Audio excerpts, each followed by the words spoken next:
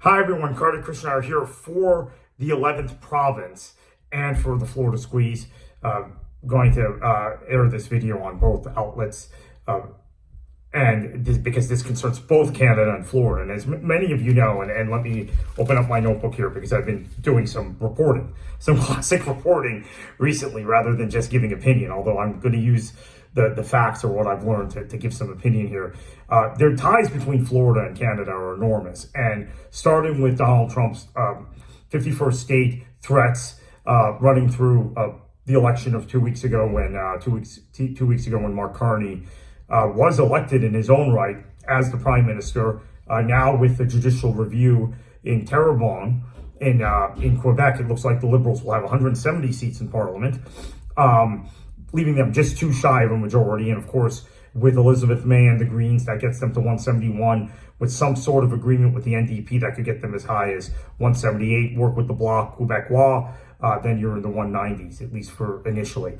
Because I think all of these entities are unified in their concern about the United States. Canadian citizens and voters believe the American problem is the biggest issue facing Canada. So what's going on in terms of the U.S. versus Canada or Florida? How is it directly affecting Florida? As we know, Florida gets more foreign tourists from Canada than anywhere else. Gets more foreign investment, basically, from Canada than anywhere else. As much as Florida is, and the Miami area is seen as the capital of Latin America, still, Canadian investment, Canadian tourism, Canadian ties to Florida as a whole dwarf that of Latin America. So, what's happening in 2025? We had 3.6 million Canadian visitors to Florida in 2024. That's by far the most of any foreign country. They contributed $3.1 billion, from what I understand, to the economy of the state of Florida. So far in 2025, visits are down 65% from Canadians. And we're going to have a video later in the week talking about all of the flight cuts, all the disruptions to Air Canada, WestJet, Air Transat, Porter, their routings and their flights into the state of Florida from Canada. They're cutting capacity to the United States in general, but even more dramatically to Florida.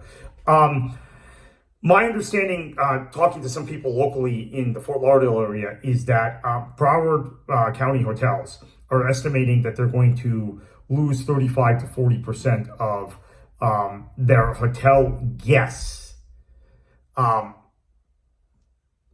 Canada this year. So that's a big chunk of the overall pie, because Canadians often make up, again, the largest segment of foreign visitors to the Fort Lauderdale area.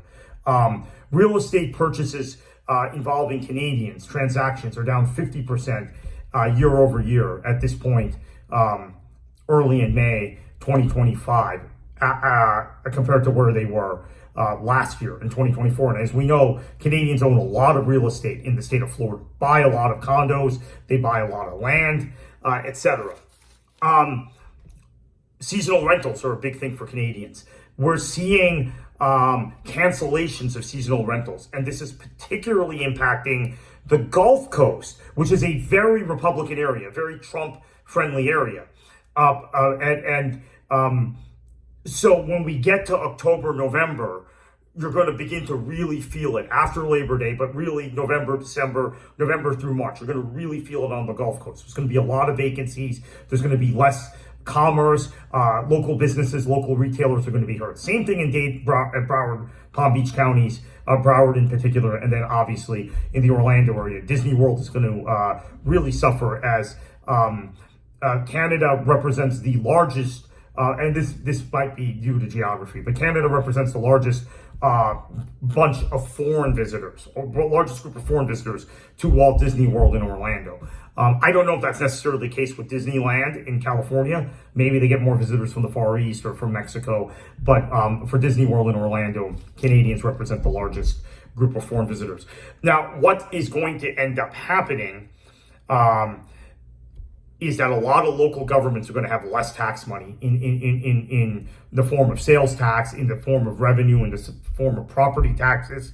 And this includes local governments in very Republican areas. run by Republicans in Southwest Florida. So how are they going to respond to this, knowing that this is a byproduct of the policies, and not just the policies, but the rhetoric of the president they so strongly support? Will there be some sort of pushback on President Trump in Florida? Right now, President Trump remains wildly popular in Florida. In fact, Morning Consult poll that came out on Monday says he's more popular in Florida than he is in Montana currently, which doesn't surprise me.